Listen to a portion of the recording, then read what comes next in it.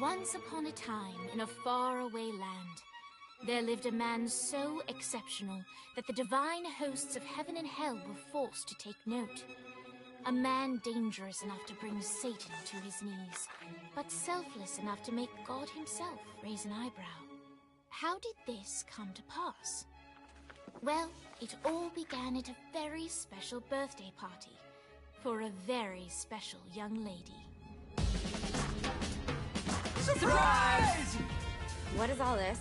It's your birthday, Kinsey. So? You've never been to a birthday party? No. Or like not even growing up? I went to the School of the Americas since kindergarten. We didn't really do birthday parties.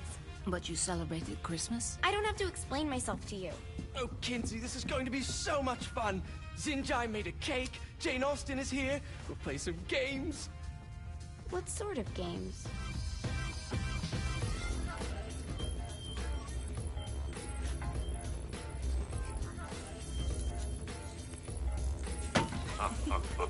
So you celebrate birthdays by trafficking with spirits? It's spooky and fun. It's a bunch of letters. It's tradition.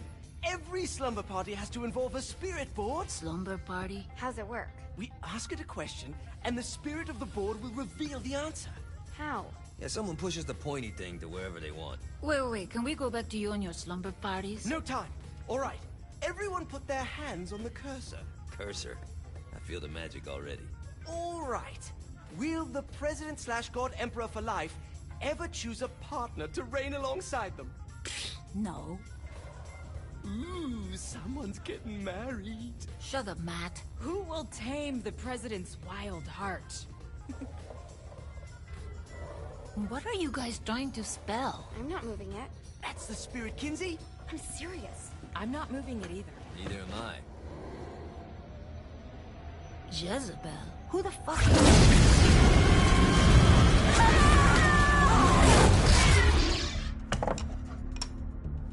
Is that not normal? Where'd you get the board? I was going through Zinyax's artifact collection and found it there. Who did it belong to? Alistair Crowley? Christ. Guys? I think it's laughing at us. Fuck this. I think you're a smart enough piece of wood to see where this is going. Now, you ready to cooperate? That's more like it. You think we can trust it? It's not like we got a lot of options. So what's the plan? We mount up and go in after the boss? No, I do. No sense in what's left of humanity walking right into a death trap. Someone's gotta live to tell the story. That's a stupid plan, Johnny. I'm leaving you in charge. Hell of a plan, Johnny. Are you serious? I'm coming too. Are you kidding me? How do you plan to come back? I try not to sweat the details. You need someone with you that does. No. It's my birthday. Fine. Alright then. You know where my friend is?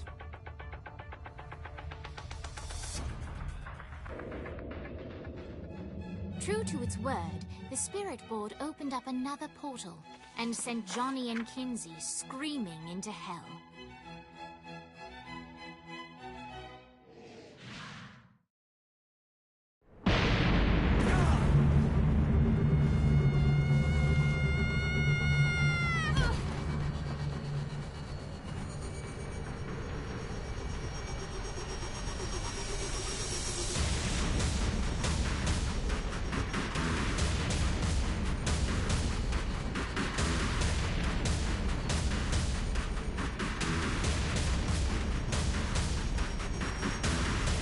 Vogel.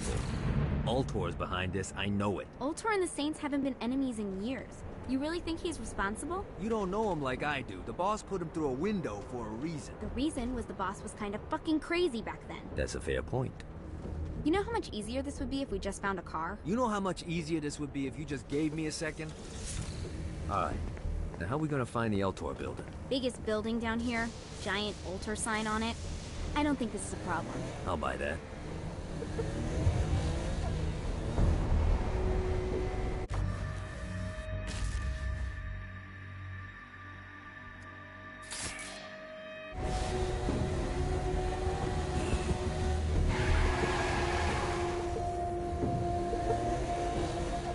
This is good for the soul.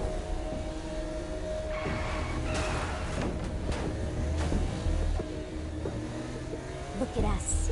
Kinsey Kensington and Johnny Gat driving together on a birthday adventure. Are you always this excited? Generally, I'm a misanthrope. I get it.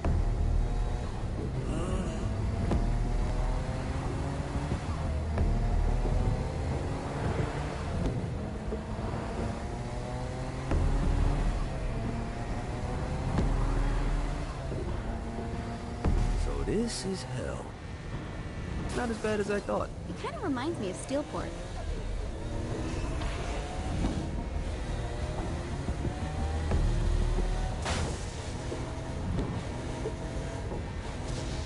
So, what's the plan? Oh yes.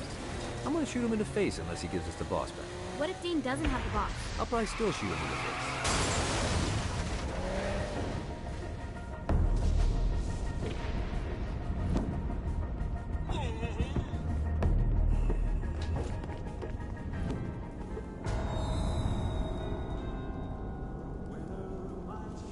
Welcome to hell. Shouldn't you have a receptionist? Such is the plight of eternal damnation. I have a feeling you didn't come here to catch up. Let's talk in my office. Not even death could stop the enterprising Vogel, who wasted no time in setting up an Ultor branch in the bowels of hell. Dane was eager to fill Johnny in on the ever-shifting politics of land rights in the underworld. But real estate mattered little to Johnny, who only cared where his friend was. Where'd you put the president? I've been trying to explain that. I didn't take them. Bullshit. You expect me to believe you just happened to be the first thing we see in hell? Maybe it's just me, but your thank you sounds more like an accusation. That's probably because he plans to kill you. Okay. I get the trust issues. Can I show you something? The pieces all came together. The president had caused more chaos and destruction than any other in human history. It was only natural that Satan would want them to marry his daughter. They needed a plan, and Johnny had one. I'm gonna shoot the devil in the face. I think you might be skipping some details. No, I said in the face. I like the commitment, but you gotta find a way to get close enough to him in the first place. When's the wedding? I'll just show up And then you'll shoot him in the face. Sorry, but it's a little more complicated than that. These things are tied to the soul. You won't be able to enter without one. So how do we get one? You get his attention. I know some places that are of particular value to the father of the bride. You hit those, you'll get your shot. Wait, why would Satan give out an invitation for destroying his stuff? Oh, he won't, but it should piss him off enough to get him to attack Johnny personally. Either the devil kills Gat and Ultor gets the construction contracts to rebuild what was destroyed, or Johnny kills Satan and I'll have to pay less taxes. It's pretty win-win. That's why you're helping us? To make more money in hell? Hell's what you make of it, sweetie. Works for me. What you got? All right. Satan had entrusted the day-to-day running of hell to 5 archdukes, and Dane knew how to find them all. But beyond that, not everyone in hell was content to go along with Satan's status quo. There were others who shared Dane's ambition for power, and the Ultor mogul knew that the key to unseating Satan lay in gaining their aid. But before Johnny set out to wage war against the Prince of Darkness, Dane had one final gift. an artifact that he had spent fortunes on. Lucifer's cracked halo. This holy relic granted Johnny the majestic wings of the Morning Star. However, he still needed help in learning how to use them.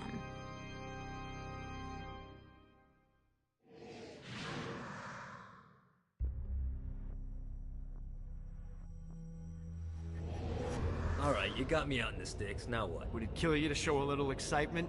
You're about to experience angelic flight, for Christ's sake. Dane. Someone needs a nap. Just collect some soul clusters and power up the halo. You'll be flying around in no time. Great. Now you should have just enough clusters to power up your halo.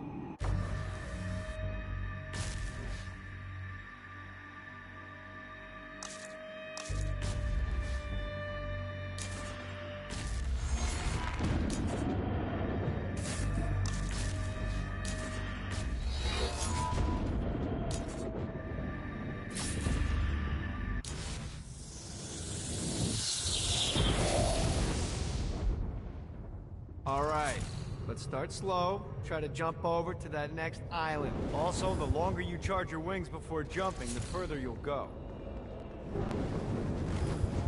Hey, you didn't fuck it up. Good job. Now get up that cliff. Don't worry, if something looks too high, just keep on jumping off the wall. Remember to charge your jumps if you want to get up the cliff faster.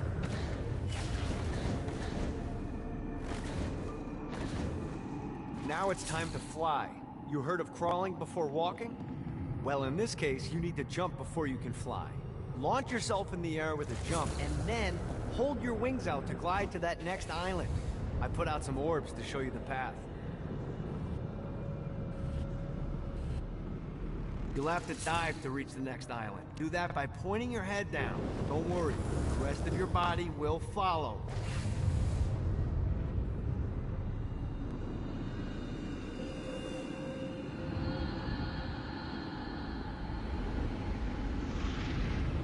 I put a shiny flap orb out in front of you. Collect the orb, and your wings will flap to gain speed.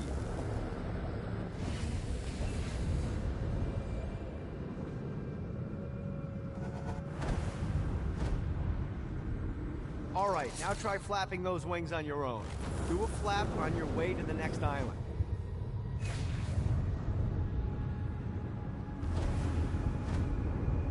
The exact opposite of diving is climbing. Climbing will slow you down and eventually cause you to stall. And trust me, stalling sucks. You can flap while gliding to gain additional speed. So the faster you're going, the higher you can fly.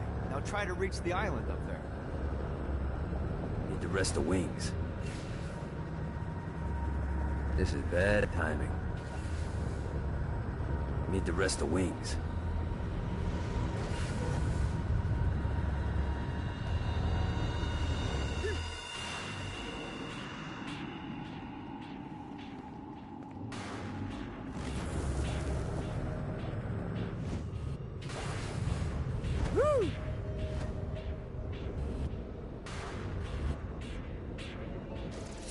Alright, time to take the training wheels off for the final lesson. Flying takes stamina. If you run out in midair, you are going to drop like a rock. A stupid, stamina-less rock. Last island is right under those lava falls. Notice how your stamina drains the longer you glide.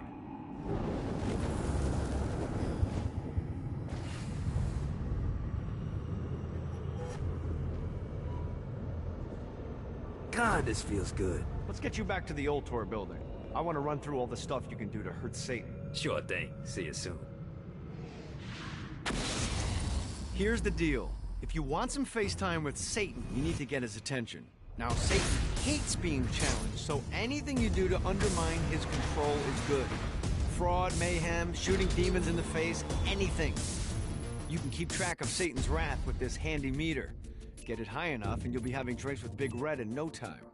I've compiled a list of shit to do, so take a look and do whatever sounds fun. Oh, one more thing. We have some potential allies down here. Trust me, you want to impress them.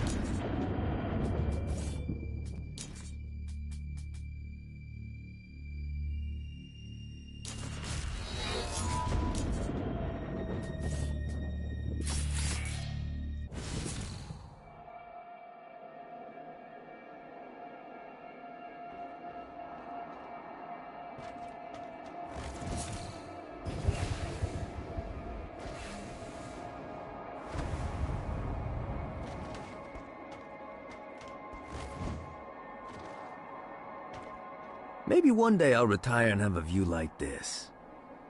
Well, preferably not in hell, but hey, let's be realistic.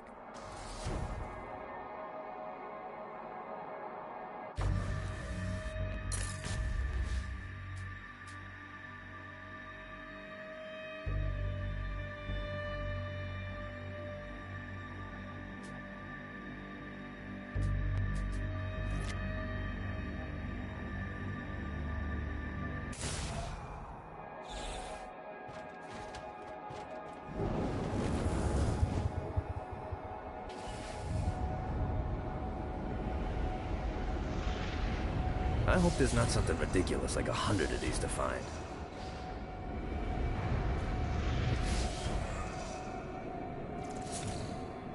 Lost count on these things.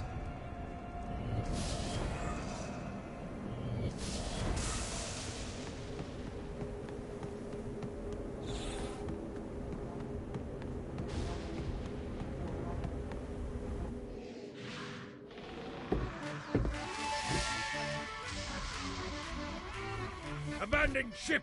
We've been boarded!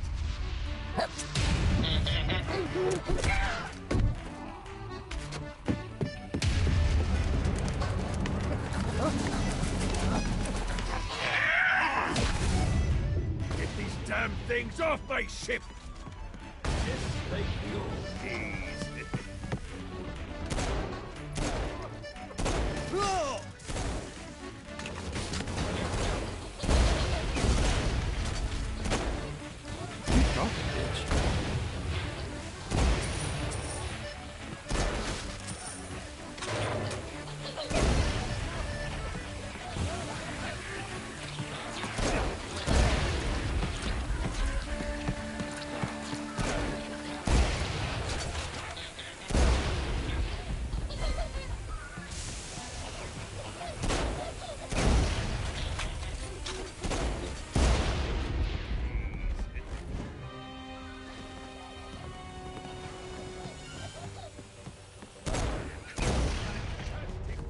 I got a bit of treasure in that chest over there.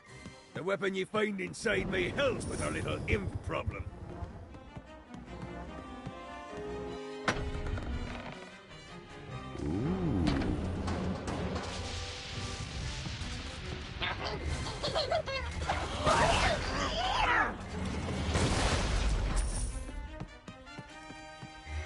Anyone else want to turn?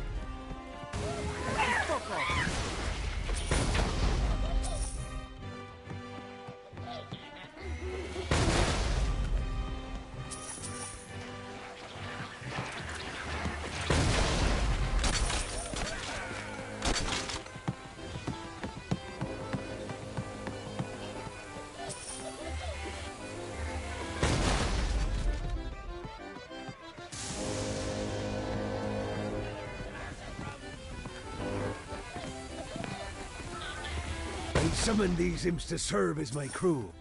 I forgot what a handful they could be. Once aboard, they wouldn't listen to their captain.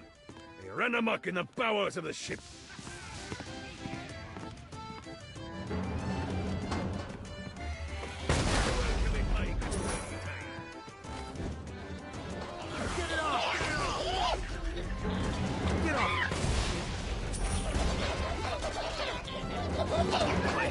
Good God, they're swarming me! Come on!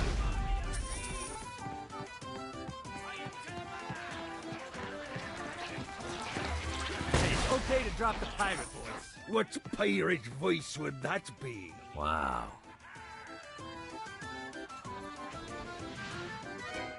Zinyak's destruction of Earth had a profound impact on the afterlife. To heaven, it was a logistical nightmare. St. Peter's meticulous nature drove purgatory wait times to unbearable levels. Meanwhile, in hell, where souls in pain were used as currency, it created a new era of prosperity for the wickedly enterprising. This economic boon resulted in the coffers of hell to be overflowing, which in turn piqued the interest of the most notorious man that sailed the seven seas. Long had Blackbeard been a thorn in Satan's side, robbing tax collectors on a semi-regular basis.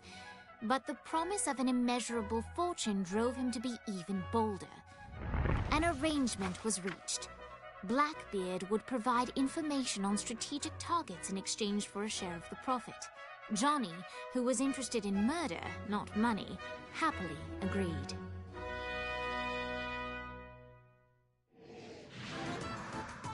I grant ye the ability to summon my crew whenever they're needed.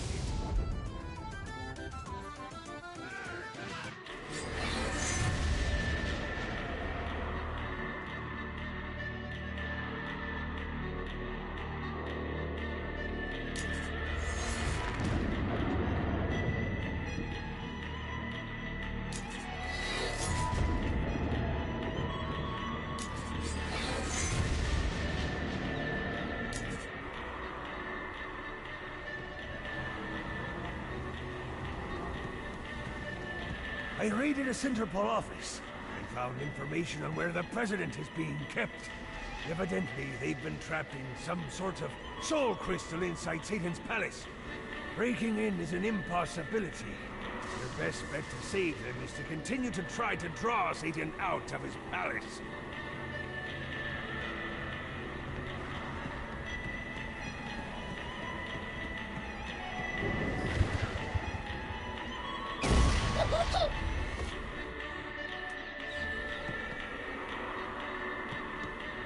This treasure better be worth it.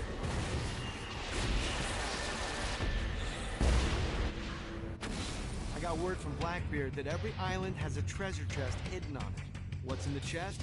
I don't know. I'm not a fucking pirate. What I do know is that if you want to get that thing open, you have to find 3 corresponding glyphs. Look on the bright side. Nothing's trying to kill you.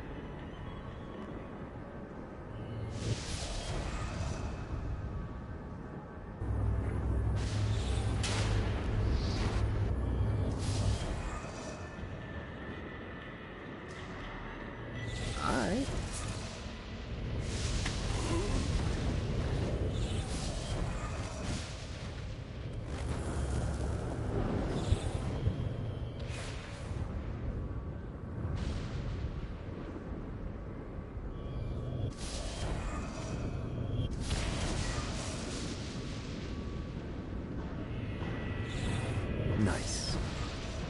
Gotta pick it up.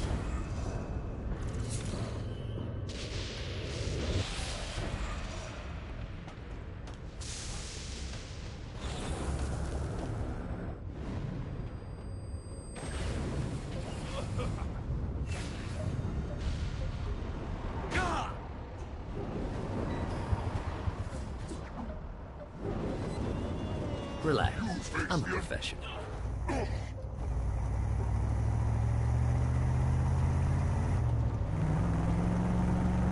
didn't have a chance.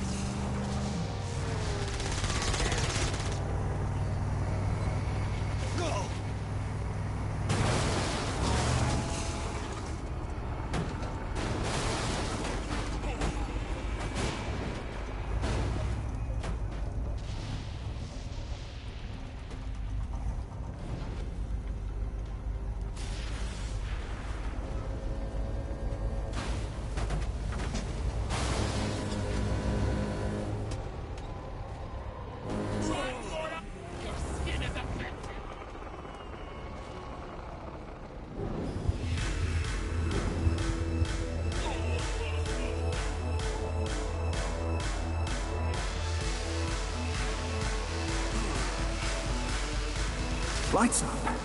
William Shakespeare, humanity's greatest playwright, and hell's most diabolical purveyor of entertainment, looks on as a brave mortal on an Orphean quest enters. The bard's interest is piqued, and he looks to test his visitor's mettle.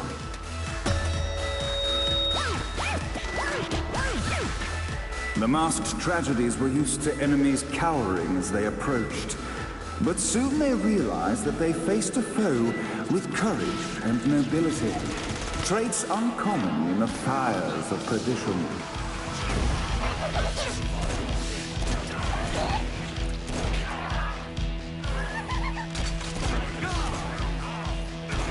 This is good for the soul.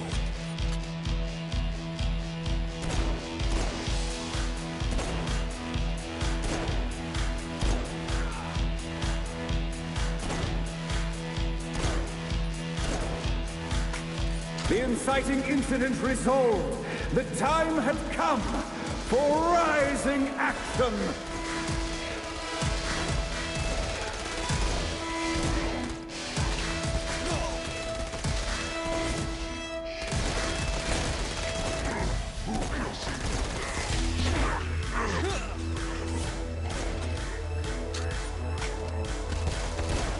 The battle raged on below, and as bullets and blood flew, the bard arched a curious eyebrow.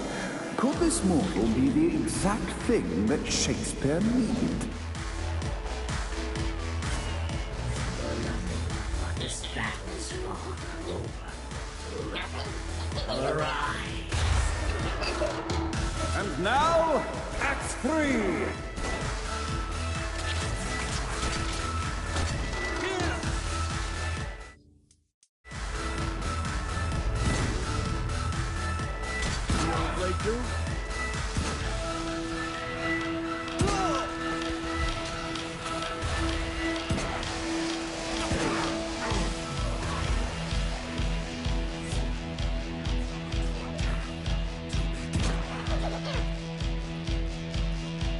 The conflict resolved, Shakespeare eagerly awaited meeting the champion that dispatched so many of his men.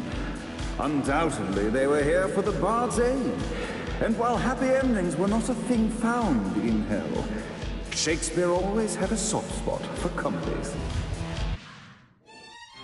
In the land of the living, William Shakespeare is regarded as one of the most prolific playwrights of all time.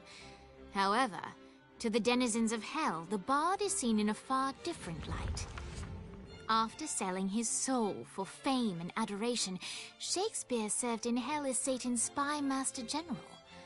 In doing his duty, Shakespeare would punish the souls he was investigating by forcing them to perform in grotesque passion plays for Satan's amusement.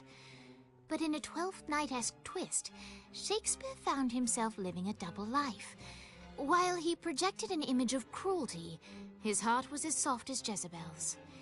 In secret, he would tutor her on the classics and act out the works of his mortal days.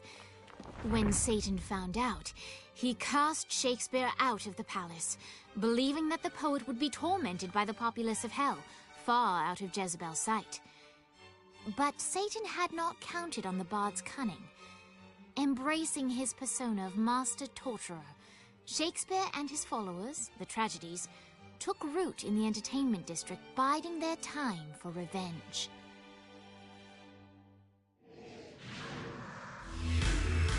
And so Shakespeare called forth the Deus Ex Machina to bestow our protagonist with the arcane power of Force Stomp.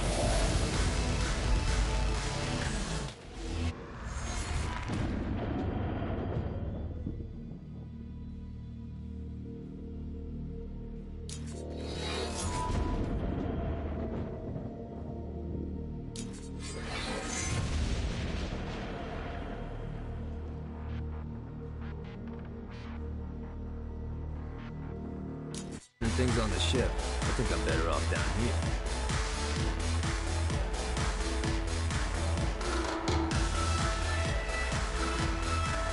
Like Marlowe before him, Satan underestimated the bard.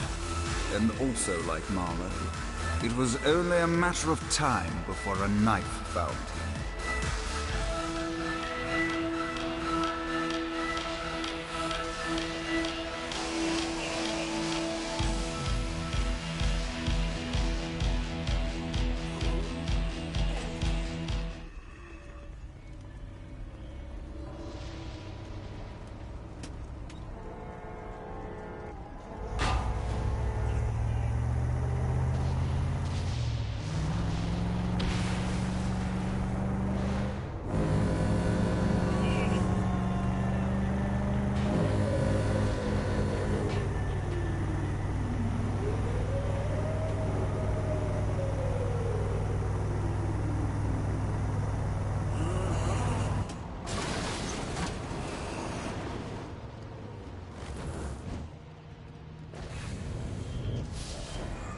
God, this feels good.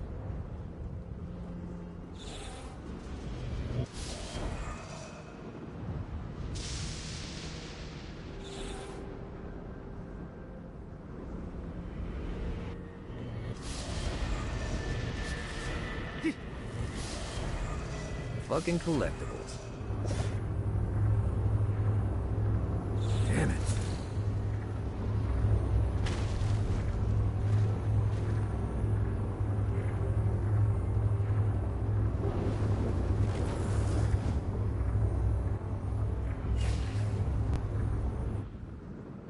Gotta pick it up.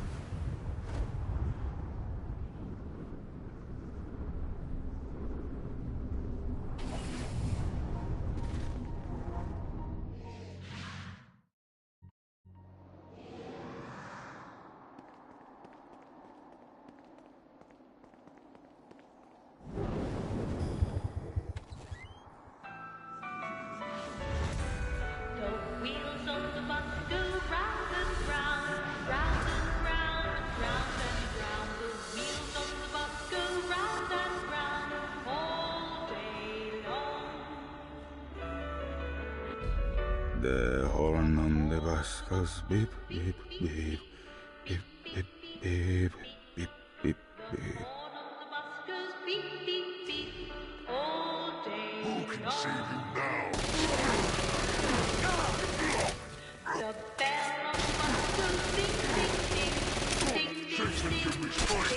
Never should have fucked with me.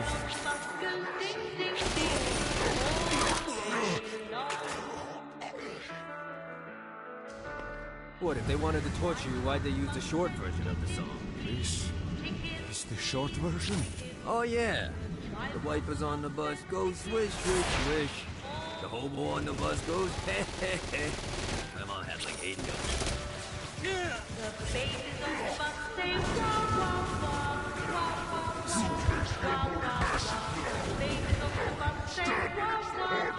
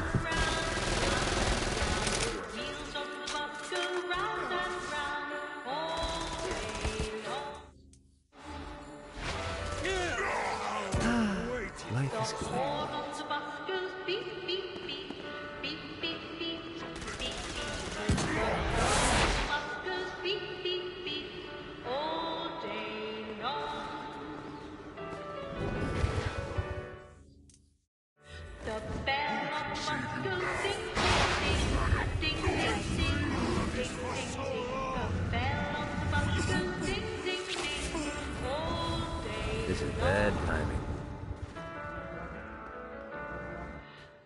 Come, let us return to my castle, so we may plot our next steps in proper surrounds. Johnny led Vlad back to his castle, which since his incarceration became a haven for frat parties and squatters. But the systematic impaling of trespassers would have to wait.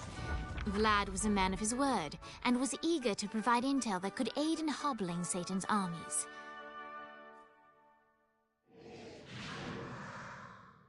I bestow upon you the Stygian cold fire.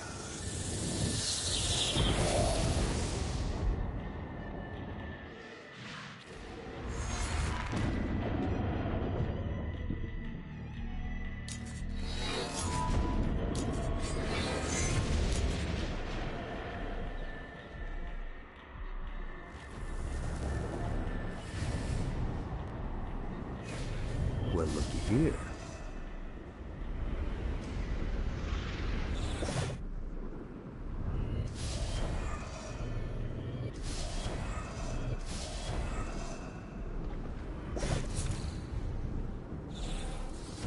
Yeah.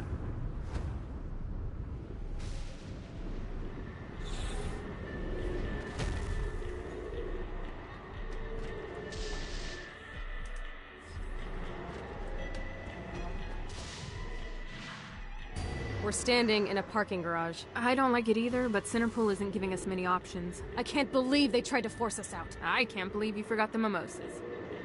I think we have bigger problems. I don't think you realize how much I love mimosas.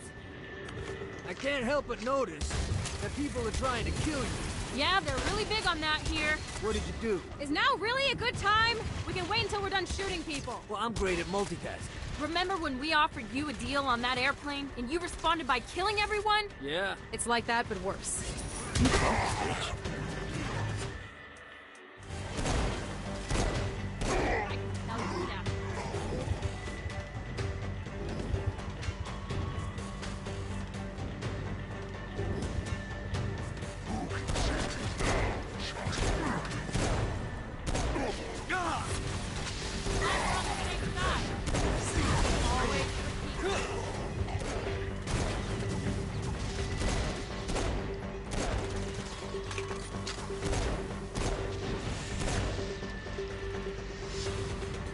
Hey, Viola. Thought you should know that Kinsey misses you. Really? That's so sweet. Who's Kinsey? You remember Kinsey? She was that hacker that Matt Miller hated. Isn't she crazy? You know, she really grows on you.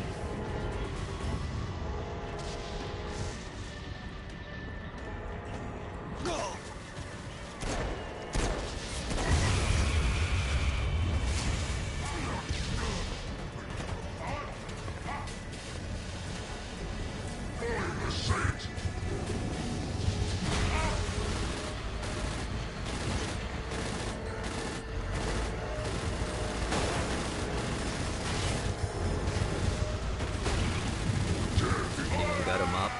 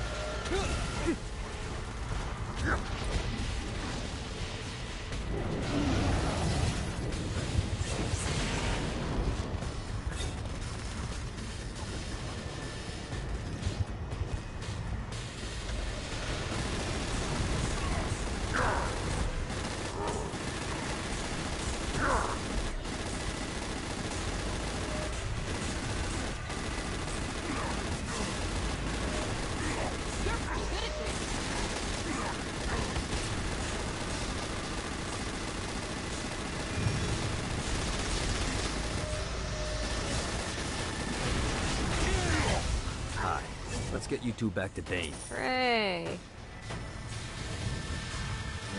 After being reunited in Hell, Kiki and Viola wasted no time in doing what they do best: facilitate the running of businesses. However, the De Winter sisters' success did not sit well with other would-be power players in Hell. The sisters' operations all came under attack at once, forcing them on the run. Soon, the twins found themselves on the receiving end of an offer they couldn't refuse. After all, it was better to own 1/5 of something than to be dead.